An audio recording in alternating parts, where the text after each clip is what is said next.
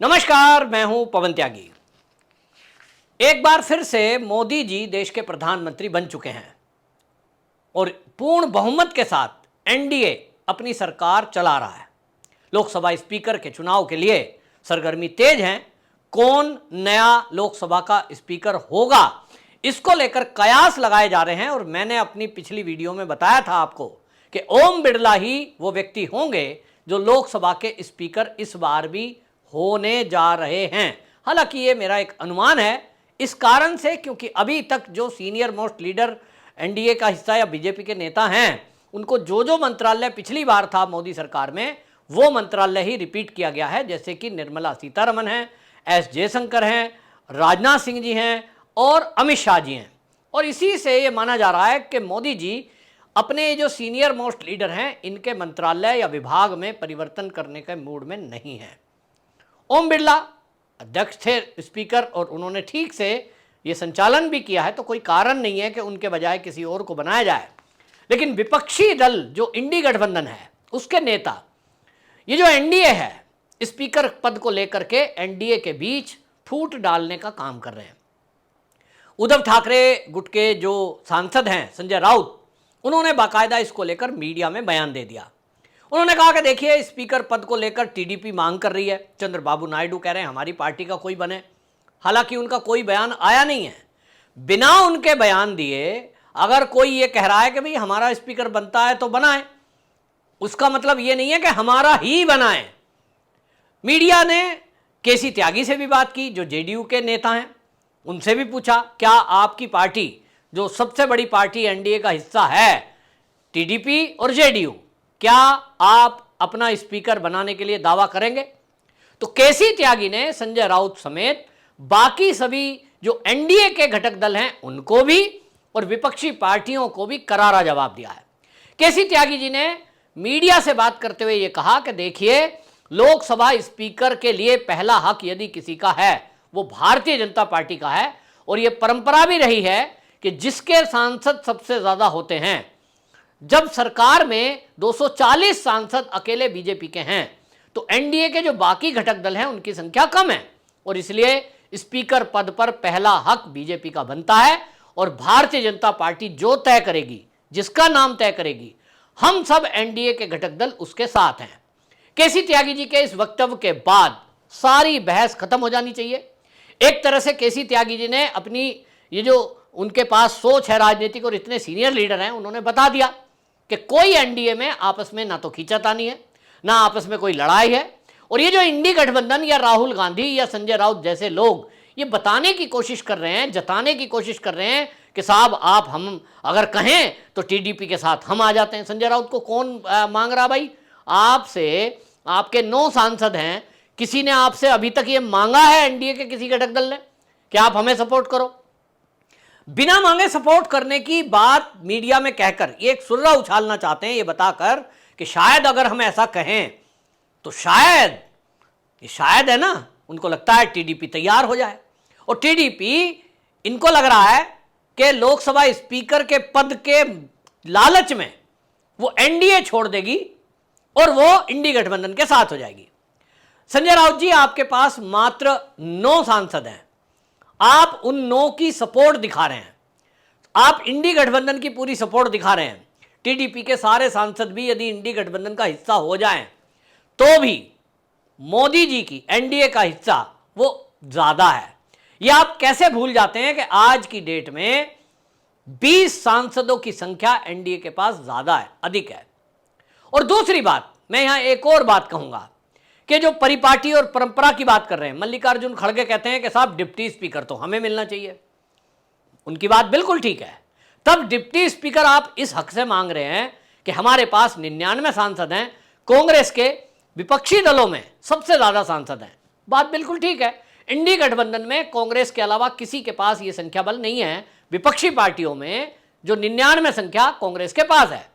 और इसलिए मल्लिकार्जुन खड़गे जब हक की बात करते हैं, जब कानून की बात करते हैं, जब वो ये बात करते हैं कि जी मानवता के नाम पर, जब वो बात करते हैं कि जी साहब परिपक्वता के नाम पर, और पिछला स्त्री की बात करते हैं कि साहब विपक्षी पार्टियों का ही जो लोकसभा का डिप्टी स्पीकर है वो होना चाहिए, होता आया है, तो एक तरफ जब आप परिपाटी परंपरा की बात कर रहे हैं कि विपक्षी दलों में जो सबसे बड़ा दल हो उसका होना चाहिए डिप्टी स्पीकर, तब आप ये क्यों बीच में घालमेल करने की कोशिश कर रहे हैं और जनता को बरगला रहे हैं और ये कोशिश कर रहे हैं कि जब भाई सबसे बड़ा दल कौन है, आपका इंडी गठबंधन पूरा का पूरा मिल जाए तो भी भारतीय जनता पार्टी अकेला सब पर भारी, 240 संख्या है और आप ये कोशिश कर रहे हो इंडी गठबंधन 234 है, अकेला सब मिलाकर के 234 है, यहां बीजेपी अकेली 240 है, तो 7 अधिक आपसे फिर भी हैं अगर आप केवल सारे मिलकर बीजेपी से बात करें। फिर किस तरह से आप बातें कर रहे हैं? तो कुल मिलाकर एक कोशिश इंडी गठबंधन की यह है कि किसी तरह से, मैंने जैसा भी पहले भी बताया कि इनकी एक कोशिश यह है कि ये मोदी की सरकार को कमजोर सरकार बताएं, मोदी को एक कमजोर नेता बताएं और इनको लगता है कि इसी बेस पर ये कहीं ना कहीं ये बता कर कि ये सरकार तो बहुत कमजोर है, ये सरकार तो बहुत नाजुक है, देखो साहब अब इनमें आपस में लड़ाई हो रही है। ये चाहते हैं कि कोई ना कोई टीडीपी का नेता इस तरह का बयान दे दे कि हाँ साहब हमारी पार्टी का बनना चाहिए। इनको उम्मीद थी मीडिया वालों को कि केसी त्यागी शायद कहेंगे हाँ भाई मुझे बनाओ, जेडीयू का कोई बनना चाहिए, मैं बहुत सीनियर हूं, मुझे बनाना चाहिए। केसी त्यागी जी मजे हुए राजनीतिक नेता हैं और बहुत सीनियर लीडर हैं, हर बात को संभल कर बोलते हैं और उन्होंने इसका जो करारा जवाब दिया है ये सारे इंडी गठबंधन के मुंह पे तमाचा है। उन्होंने इतना बेहतरीन जवाब दिया, उन्होंने ना तो जेडीयू का नाम लिया ना टीडीपी का, और उन्होंने सीधी कानून की बात कर दी कि भाई परंपरा क्या है, सबसे अधिक सांसद और वो है बीजेपी के, तो हम एनडीए का घटक दल है, सवाल ही नहीं उठता कि हम कोई अपनी तरफ से मांग रख दें।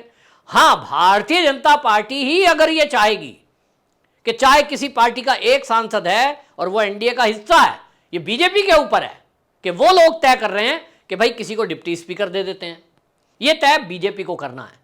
केसी त्यागी जी के इस बयान में मुझे एक बात तो दिखाई दे रही है, एक तो मुझे ये लगता है कि टीडीपी या जेडीयू दोनों में से डिप्टी स्पीकर पोस्ट किसी को मिले अगर भारतीय जनता पार्टी एनडीए तय करती है, क्योंकि उनके पास बहुमत है।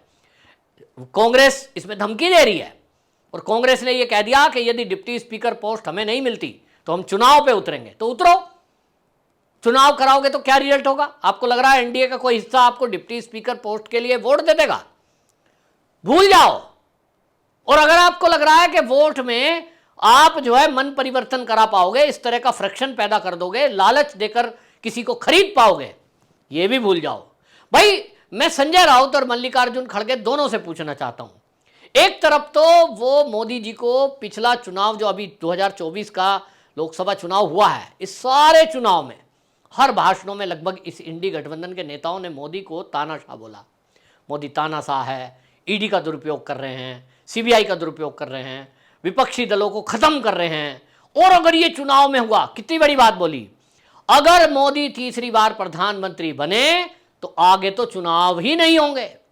देश की जनता बातों को भूल जाती है, लेकिन मेरा काम है आपको याद दिलाना। इन नेताओं ने यह कहा था कि मोदी अगर तीसरी बार प्रधानमंत्री बन गया, ये वकीलों ने कहा, सुप्रीम कोर्ट के बड़े बड़े वकीलों ने, कांग्रेस के लीडरों ने कहा कि फिर चुनाव नहीं होंगे साहब, ये तो लोकतंत्र खत्म कर देगा मोदी। अगर मोदी इतना ताकतवर है और मोदी लोकतंत्र खत्म कर देगा, मोदी यदि तानाशाह है, आज भी मोदी जी प्रधानमंत्री हैं और 292 सीट लेकर प्रधानमंत्री हैं। 272 का आंकड़ा बहुमत का होता है, 20 अधिक हैं। आज भी मोदी जी के अमित शाह के अंडर में सीबीआई भी है, ईडी भी है और इनकम टैक्स भी है। तो आपको ये कैसे लगता है कि आप मोदी को डरा दोगे, एनडीए को तोड़ पाओगे? या तो आप तब झूठ बोल रहे थे जब मोदी को तानाशाह बता रहे थे, या तो अब आप मुगालते में हो और अब झूठ बोल रहे हो कि मोदी बहुत कमजोर लीडर है।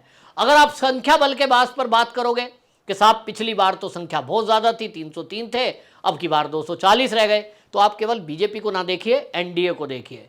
और दूसरी बात रही ये कि अगर संख्या बल 240 भी बीजेपी के पास है और मोदी यदि तानाशाही पे उतरे तो फिर विपक्षी दल के नेताओं को क्या नहीं कर सकते वो? भाई ईडी सीबीआई वो तो अभी भी वही हैं, अधिकारी भी लगभग अभी वही हैं, आदेश दे सकते हैं जाओ भाई इन्हें जेल में डाल दो, अपने आप ही संख्या ज़्यादा हो जाएगी। और बड़े बड़े 2-4 नेताओं के ऊपर तो वैसे ही केस चल रहे हैं, वो जेल में गए तो सरकार सुरक्षित हो जाएगी। और इसलिए ये फालतू की बातें ये कोशिश कर रहे हैं इंडी गठबंधन के नेता संजय राउत जैसे लोग के बयानबाजी करके कहीं ना कहीं वो एनडीए में झगड़ा करा देंगे। ये इनका मुंगेरी लाल का सपना कभी पूरा नहीं होगा। आपकी क्या राय है, कमेंट बॉक्स में जरूर बताएं। वंदे मातरम।